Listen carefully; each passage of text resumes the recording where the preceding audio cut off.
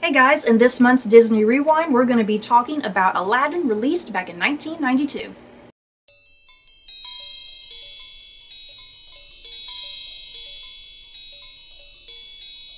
Aladdin follows a peasant named Aladdin and his pet monkey, Abu.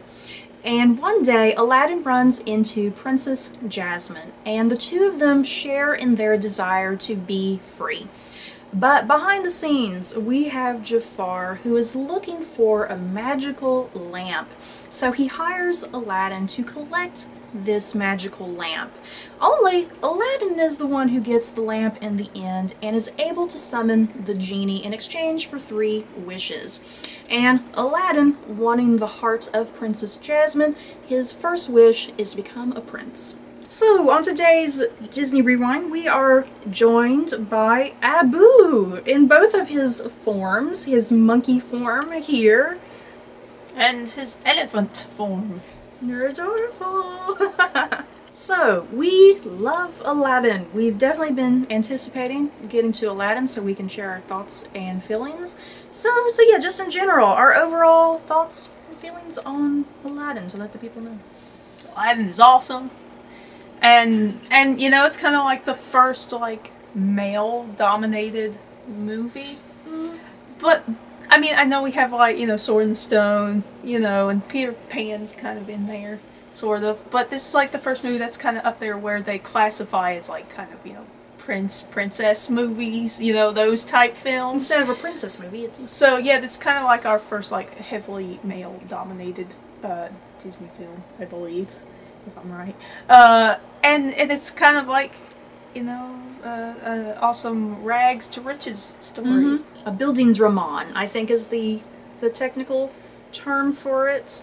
If you've read something like Great Expectations, for instance, where a young boy starts off poor and in a bad situation, and then he gets the help of some mysterious benefactor and rises, and that's essentially what this story is, a Bildungsroman, if I have the term correctly. I guess, too, I should say our first male rags to riches, because, well, we kind of... Like Cinderella. Snow White doesn't count, because she was a princess, then Aladdin, she got thrown Aladdin is kind of like... Cinderella. It's kind of the except he doesn't have anybody bossing him. Yeah, he doesn't have an evil stepmother. He's himself. Aladdin's awesome. It's got really awesome actors voicing everyone and really awesome music. I'm still always blown away when I find out that Aladdin is voiced by Steve from Full House, you guys. I think the first time I found out about that, I was like, ah! Because I love Steve on Full House. And yeah, it's like whenever I watch reruns of Full House, it's like whenever he's speaking, it's like that is just Aladdin. It's distracting because that's all you think about. And I love Robin Williams. It's so sad now, jeez. I love him as the genie. It's like perfect voice casting right there. But yeah, overall, I really love the story of Aladdin. Just non-stop action from start to finish. A really good, cohesive story, going from point A to point B to the end, songs, oh my god, we'll get to the songs later in our song segment. But oh my god, the songs, Jesus. It's like, this is why this is called the Disney Renaissance, you guys. Because you have the amazingness of The Little Mermaid and Beauty and the Beast and Aladdin, and then The Lion King is coming up, and just this overabundance of fantastic music from this era. It's like just so great. And then the humor of it was also really good. It came in at the right time. Always, tried to make something serious or really sinister, and then there comes the humor into it, and it's always really well timed out. So let's get into some of our questions that we have here. Favorite character? That sucks. Oh, I love everybody. How do you pick a favorite character? Okay, I guess I love Jasmine, you guys. I've always really liked Jasmine, but for some reason, just rewatching the movie when we did, I just really got latched onto Jasmine. She's just so spunky and free-spirited and just like, no man gonna tell me what to do. I just really love her. And she's a smart princess. Yeah, a smart princess. Probably one of the most smartest princesses. I don't know. I'm gonna have to go with Jafar. Oh god, I love Jafar. Jafar is another great villain, jeez. Because He was more funny than I remember. Yeah, I was laughing a lot for his dialogue. Like, he does his evil stuff, but then at the same time he tries to do his evil stuff. Yeah, tries. And then it's funny. Yeah. Because every time, a lot of times when he would try to do something would interrupt him. Mm-hmm. You know, Aladdin would burst in as a prince, and as he's trying to hypnotize people or something. So anytime he was trying to be evil, most of the time he was getting interrupted and make it funny. And his facial expressions, he had like really hilarious facial expressions for when anything happened. The great thing about Jafar, what makes him a great villain, is not only does he have great humor, the voice actor doing him, but he has these illusions of grandeur, basically. And he craves ambition and power, and he'll do just about anything to get those things. And then, like, his plans are always smart. He comes out with good plans, but then again, something most of the time they were ruined. But he still came up with good plans. But then at the very end, though, it's his ambition. Yeah, at the very that gets end, him in trouble. Yeah, at the very end, he gets too overpowered. Yeah. He's just too crazed Yeah. with power, and then he ruins himself. Which is a characteristic of most Disney villains, is because most Disney villains, especially the good ones, they crave ambition and power, and then that's what destroys them in the end. The Sultan. Oh my god, the Sultan, you guys. He's adorable. Sultan. I just want to hug the Sultan. You know, the thing about the Sultan, they kind of have the Sultan like he's a bit of a dimwit. You know? He's a bit of a dimwit, and Jasmine's kind of the one running things almost. You know, like she would be the better ruler. You know, her and Aladdin would be the better rulers. It's like, I don't even know how Agrabah is still functional and standing with how dim-witted he is, because I think what we're led to believe, Jafar is kind of the power behind the throne. You know, he's the one controlling things and manipulating the Sultan to his will. Because, yeah, the Sultan just doesn't seem very capable. The Sultan just wants to, like, go and play with his toys. It's like the Sultan's not your typical, like, leader, you know? He's really fun, and he doesn't crave for more power and everything. He just wants to have a good time and chill and play games and stuff. You have a ride on the magic carpet, for crying out loud. And he gave Jasmine a pet tiger. That's pretty cool. It's a cool king daddy. Oh god, Raja, you guys, I want a pet tiger. That would be badass. Baby kitten Raja too. It's probably the best, most precious thing that happened. That's what Disney needed to make a plushie of, his little baby Raja. Baby Raja. Oh. Speaking of things being adorable, definitely love Abu.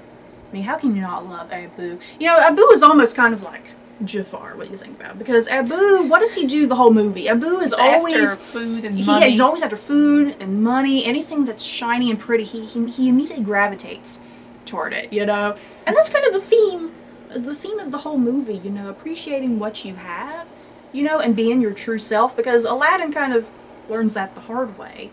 You know, because he's constantly lying, and he thinks that he has to lie in order to look good for Jasmine. In Jasmine's eyes. But what she wants is for someone who's real.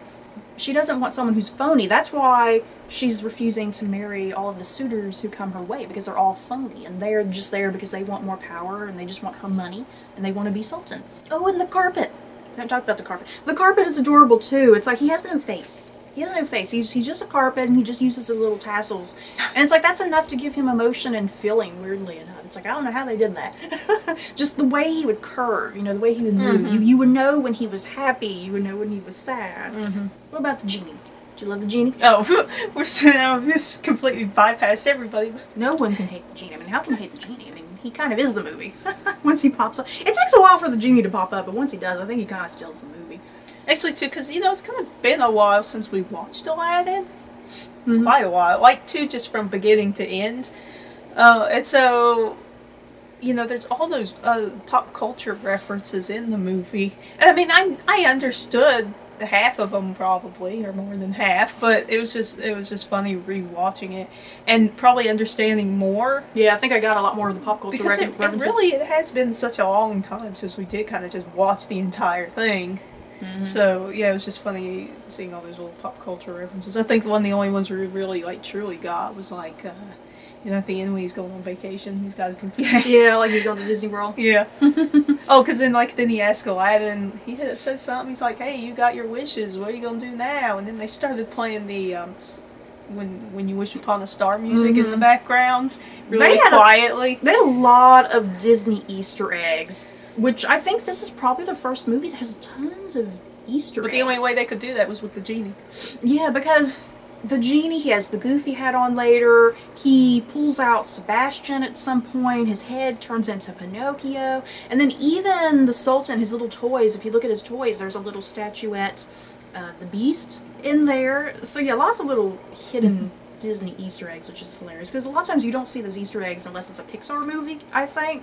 Okay, we were supposed to be talking about the characters, but then we started kind of talking about themes and Easter eggs all of a sudden. Are we done with the characters? Yeah. This is what happens when the two of us do a video together. We start going just off on random tangents about things. Okay, so let's move on to best song. I think this is what we all want to talk about, right? Disney has the best songs. Oh god, how do you pick? You know, there's not a song that I... There's not a There's bad not song. even a song where I kind of think, it's okay. Yeah. You know? Every song is good. Yeah, they're all up there. But for some reason, ever since I was little, I always loved the song that Aladdin sings at the beginning. Oh no, What is that song called? Like, his little... What is that song? I don't know. The one he literally sings at the beginning. Yeah, where he's running from the guards, the house guards and stuff. and Yeah. he's talking about his life and how, pretty much summing up what it's like to be a street rat. Yeah. For some reason, I've always liked that song, ever since being little.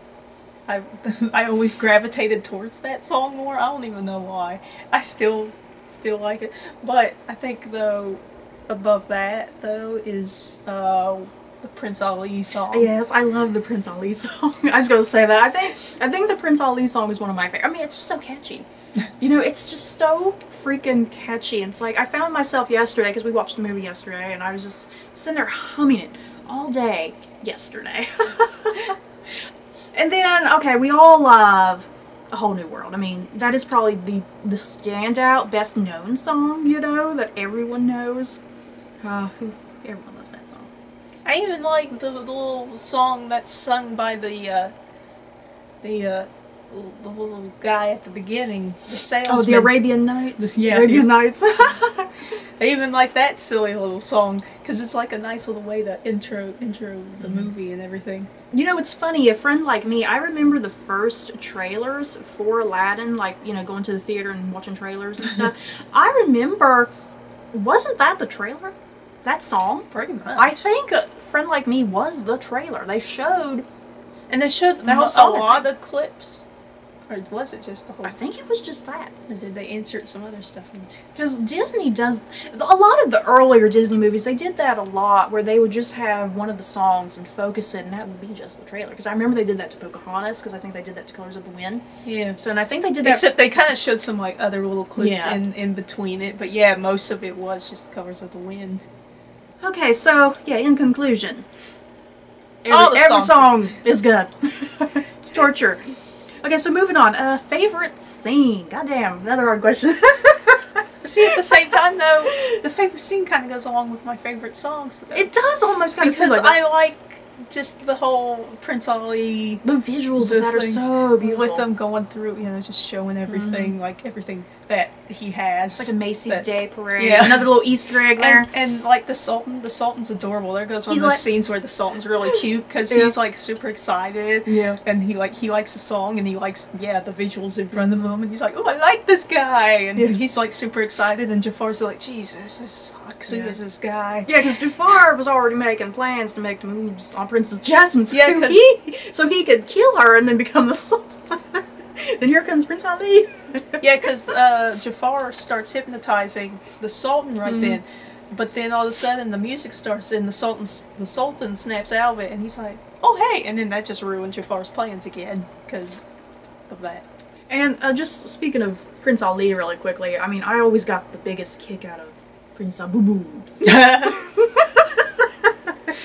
From Jafar. I don't know, I love that whole part. It's like a little running gag throughout the movie. Like, how difficult is it to pronounce Prince Ali? Ali Whatever. Look, you see, look. Prince Ali of Babwa. Yeah, like we were saying, Jafar's smart, but then he can't even get a simple name right. Prince Abubu. But yeah, all the really good scenes are kind of like the songs With the as well. songs. Because then too, I just like, you know, the beginning during Aladdin's song that he first sings with him running around through the town and Agrabah. yeah, Street through markets. Agrabah and you know running into people and kinds of stuff happening. I think my favorite scene, I feel like I say this all the time about Disney movies, but I love the whole ending. I love once Jafar is in control and he has power. And then Aladdin and Abu, they're kicked out. I love that whole snow sequence. A little Abu. Yeah, poor Abu being cold. I love that whole sequence. And then, yeah, when you go back to the palace and Jafar's just in control of everything and the Sultan is his little puppet, basically. And then, oh my god, Jasmine is like his slave, essentially. Oh my goodness. Talk about anti-feminism right there. Oh god, Jasmine looks good, though. I'm not gonna lie. I'm a straight woman, but my god, Jasmine probably the hottest Disney princess. Don't you agree? I guess. Who else are we? But yeah, I love that whole ending. And then Aladdin coming in to save the day. And then, yeah, Jasmine. See, another moment of Jasmine being just one of the great Disney princesses. Because she's not playing the captive. You know, she's still strong and determined. And also... And, you know, when she sees that Aladdin is there and that he needs help and he needs a distraction, she creates that distraction. And, you know, kisses Jafar right at the opportune time when she needs to. So that's what makes her just so good as a princess, I think. She's not the damsel in distress. Well, too, she latches on really quickly to when Jafar asks Genie that he wants Jasmine to fall in love with him. Well, yeah. Genie's about to tell him about, you know, that there's rules and he can't, Yeah, do, that. But Jafar's like, nah, shut up. And Jasmine sees, you know, Aladdin there, and then she realizes, and she's like, wait, you know, that might not work. And so then she acts like Genie did place it, because she doesn't know that either. Yeah, she doesn't, she don't know the rules of the lamp either. But she sees Aladdin, and she automatically starts acting like she's in love with Jafar. And I can't tell what's going on with the Genie's face. If Genie's kind of like, oh my god, did it work? Did it work? Like, I actually did that. Or is he just like, because I don't know. I think it's just a thing of, oh my god, she's a great actress. So yeah, she's smart enough to realize that, hey, I need to like just pretend, even before he does the spell, I need to pretend that I'm in love with Jafar. So he doesn't cast the spell, and so also Aladdin can get in and do whatever. I just love the whole ending. Just has great visuals because you have Jasmine stuck in the hourglass, kind of part of what's going on there. Like, she is literally running out of time. She is dying. You know, that hourglass is filling up. Her time is running out. You know, I love that whole thing. Then yeah, the whole thing, Snake Jafar, and then he turns into the Genie Jafar. Just all sorts of that great. only lives for 30 seconds. Yeah, and you know, once again, going back to Jafar being he becomes the product of everything he desires and craves. You know, he gets too full of himself. He wants ultimate power. He gets that ultimate power, but it comes with a price. So I love that whole ending. Bravo, Aladdin. We also have a best line question on here, and we've actually, the last several Disney Rewinds, we've cut that question out because we've kind of had a difficult time picking best lines. But Stephanie has a favorite line that she loves, so she shall repeat it. So Jafar's telling the Sultan that there's a rule, but that there's not a rule that exists. And it's that, you know, if Jasmine can't figure out who she wants to marry, that by default she has to marry the royal vizier, which is Jafar. So the Sultan's like, you know, that's not true. But then Jafar's like, no, it is. So he takes his, you know, snake staff, and he's trying to hypnotize him. And he's like, yes, she will marry me. And then, you know, the Sultan's like, you know, Jasmine will marry you. And he's like, and then he snaps out of it, and he's like, but you're so old. That's gotta be the best line. It's gotta be the best line in any Disney movie, I mean, for real. But then there was... too old! Sultan actually had a lot of pretty funny lines, because then earlier in the movie, you know, when they first were, when the Sultan was first discussing with Jasmine that she needed to marry, you know, she only had 3 days left before, what, her 16th? Oh my gosh, she's young. Good. Or was her 18th? I don't know. Whatever birthday. She had 3 more days before, you know, her birthday, and that she needed to pick a suitor, and she's like, no, I don't want to marry anyone because everyone sucks. And then he said, the Sultan. The Sultan. He said, your mother was never this picky. basically saying, you know, because he was a little short, chubby man, you know, not a really tall, Dashing, dark, handsome man with lots of money. He was just a little short, chubby, rich man. As if implying that Jasmine's mother was a bit shallow. It had nothing to do with love. Yeah, like she was perhaps so shallow. She just married for the riches and the palace. You know? Maybe I don't know. Maybe we're reading into that wrong. I don't know. Maybe she did really love the Sultan. You know. But then maybe that's where Jasmine got her whole thing. Was she didn't want to be like her mama, who married for shallow reasons. Yeah. She wanted to marry for love. True love. Maybe we're being mean to Jasmine's mommy. Maybe she wasn't shallow. There's just all sorts of great lines of dialogue in the movie. I think everybody had a moment of great dialogue. So, in conclusion, if we had to rate Aladdin on a scale of 1 to 10 Mickey ears, what would you give it? A 10! Yes, a 10 from both of us. I think we gave Beauty and the Beast last time a 10. But I'm going to put this at a higher, for me 10? personally, A higher 10? Aladdin is a higher 10 than Beauty and the Beast.